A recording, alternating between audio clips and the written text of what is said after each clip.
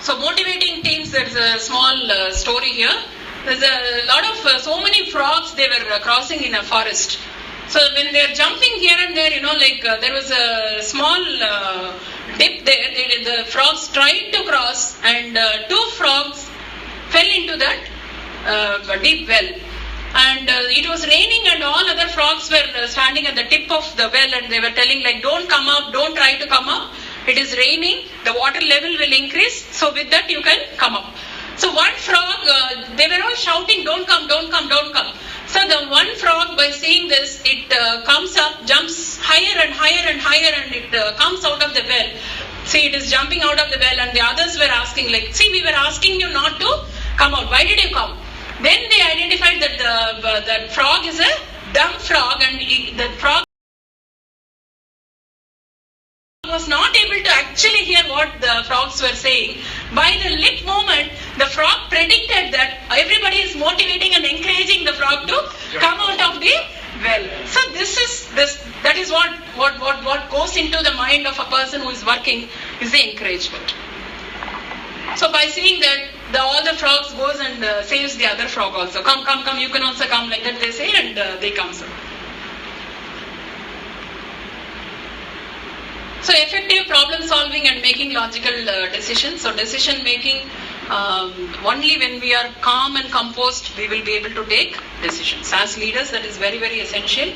And these are some of the solving steps. Define the problem, gather information about the problem, develop alternatives. Say you are not able to solve it in one direction, then think of another direction, like how we can solve. Then bring 2-3 alternatives and weigh the alternatives, which will be the best to get the output. Select the best alternative and implement the solution, and monitor the progress and follow. This last line I have personally experienced in my career. Unless or otherwise we monitor and do the follow-up, we will not be able to get the success. Everything needs a follow-up. Everything needs a monitoring. It has happened like that everywhere, wherever you go, even at home. The servant, if we don't see, the way they clean the house will be different, and if you monitor them, they'll be different. So when they start working unconsciously, without even looking at whether somebody is looking at them, monitoring them or not, only in that situation, you will get ultimate output from that person. They should work for themselves. If they work for somebody else, for the leader or somebody else, the work will be like this only. Even if you monitor, what will happen? They will not do wholeheartedly. They will do only because you are monitoring. So you have to bring a situation in such a way that monitoring should be done without their knowledge. And they should also know that even if somebody is monitoring or not monitoring, I have to do my duty. And duty should be done as a responsibility and not as a 9-to-5 job.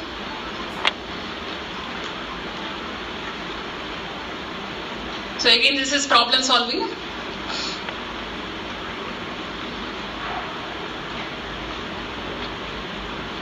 So it is not authority, as I always keep saying, that leader can never be always commanding somebody. They have to empower people. Delegating task. So this is the process of delegating a job. So first one is I do. This is nothing but I am doing. That means I am doing a training. This is a job done by me. So I do. Next, I do and you watch. That is nothing but a workshop or a seminar where both of us involved. And the third one is we do. When we do, it is a sort of internship. And you do, I watch. That is a on-job training. And finally, you do. So that is finally ready individuals on job. So this is what is the flow of delegating a job. So directly if you tell them do this, he is not getting the training. He is not being put in the internship. We are not seeing whether the person is capable of doing that or not. We have not monitored. We are not with them. Initially only we are leaving that person separately, individually, where he will do a lot of mistakes. So this process is very essential when we go for delegating jobs. And being assertive. So leaders, always definitely we were followers, that's why today we are leaders. So we have to follow our own self. First of all, what our conscience says, and also certain methodologies, what we should also be we should always not be someone who gives only instruction. Practice before you preach. We also need to follow certain ethics, morals, and then only the others also will get the same thing.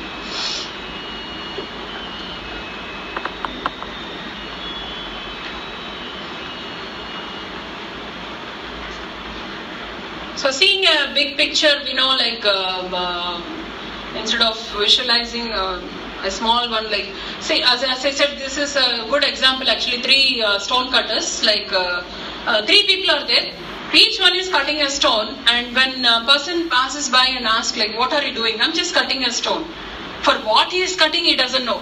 Where that stone is going to be used, he doesn't know. So he wanted to get the pay for that day. He is cutting the stone. He is working for money. The second stone cutter says, I'm very perfect in cutting the stone. His thought is only on perfection of cutting that stone. And the third one is saying, I'm cutting this stone because somebody is building a castle and this stone is going to be useful in that castle. So the employees also should know the big picture, whatever we are doing now is for what? For what we are doing this? Today's work is for what? For today, I'm getting, they called me, I did the job, that's all, my job is over. I'm doing this job, if you give this job, I'll do it perfectly. For what I'm doing, I don't know. And if somebody knows the purpose of the job, then their involvement will be different. So has work become simply a means of earning a living? Or we too focused on our individual performance or achievements?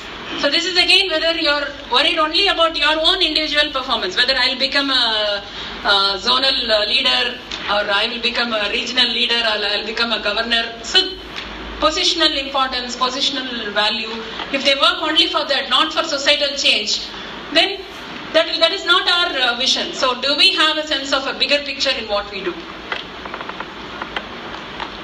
Perhaps we do just see work as a way to earn a living because we have more important things in our lives, or perhaps being expert at what we do is sufficient. We don't feel the need to engage in the wider picture. Simply having the vision is not enough. Good leaders need the ability to show that vision, to share it, and to inspire others to understand and work towards it. So this is the ultimate content of this particular story is we should share it and we should make others also feel that vision and work towards that vision, achieving that vision.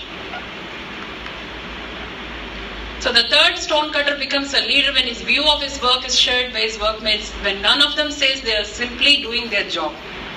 Instead of they are simply doing their job, they should know what for we are doing the job. Then the excellence will improve. The responsibility of a leader is not just to share a vision, but to build a shared vision. Then positive attitude. So this is again a story of Thomas Edison. Actually, he had a factory, putting all his, whatever he has earned, he has put and made a factory. And one day it is caught with a fire and it is burnt. And when it is half burning, his son comes in and he asks, what dad, it's happening like this. He was so calm and composed. He says, call your mother, she will not be able to see this anymore because half burnt factory. Then he asked, you're so calm, your entire effort is burning here. He says, all our mistakes are burnt. After 3 weeks, he invents the phonograph.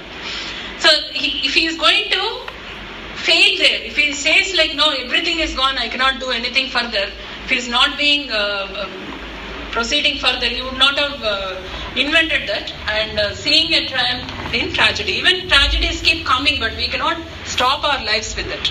We have to next let it happen. Let us see what next we can do.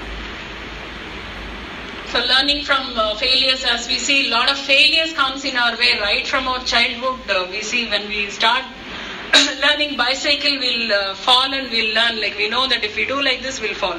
So these are all something we learn from failures. Like that, so many things in our business and in our working style, I have learnt a lot from my failure. Every day, I will see a failure as an opportunity. Yes. Next time I will not repeat it. Actually, it happened even today while coming to Bangalore. Tickets were booked from Bangalore to Chennai instead of Chennai to Bangalore. That was, I had to check in at 4:30. I saw the ticket. It was mailed and I didn't check, and I just took the soft copy to show it in the entry. So that is a mistake of me, that I should have checked the ticket. Even if somebody has booked for me, it is my mistake that I should have checked mine. And of course, I did not go back. I bought a new ticket and I came here. But the thing is, that is lifetime, I will not repeat this mistake. Whatever happens, I will check.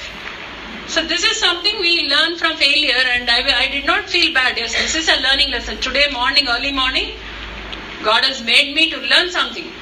It may look very simple lesson, but that is very important lesson for me. Thank God you were not in You learn more from failure. Otherwise also I told my husband, you take me in car, somehow I should go there. So there is a will, there is a way. You can find some way to... So we all know about the Alexander the Great. He also, time is over. Oh, okay. Then we can... Shall we close it?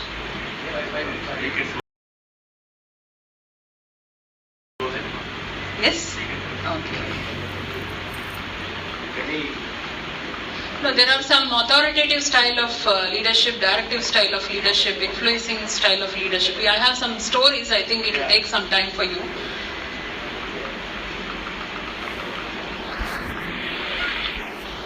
Maybe I can tell the authoritative style is actually Krishna asking Bhima to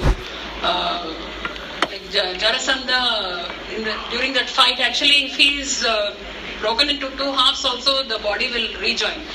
So Krishna gives an authoritative instruction, like he breaks a stick and throws far away that it cannot rejoin. So that is an authoritative style of leadership, like he gives and do it like that. Like that we have some stories for directive influencing style. So somebody is not interested to do some job, like how to make them, convince them, tell them the reality, and then bring them to the job.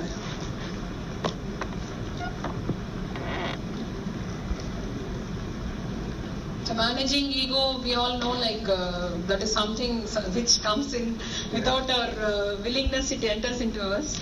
So that is again a story with Karna. You would have heard about Arjuna and Karna, Krishna. Arjuna asked Krishna, why Karna is been said very generous always. Everybody says Karna means giving everything.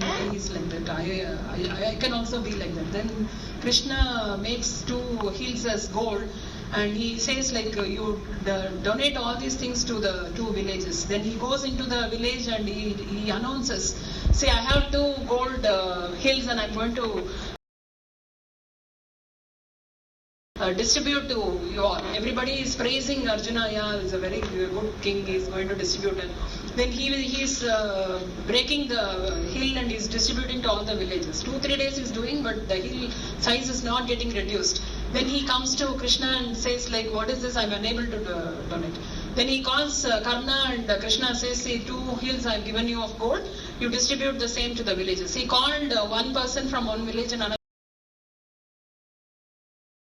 person from another village. He says, these 2 hills are yours. Take it. And then he goes off. So he is not looking for any praise.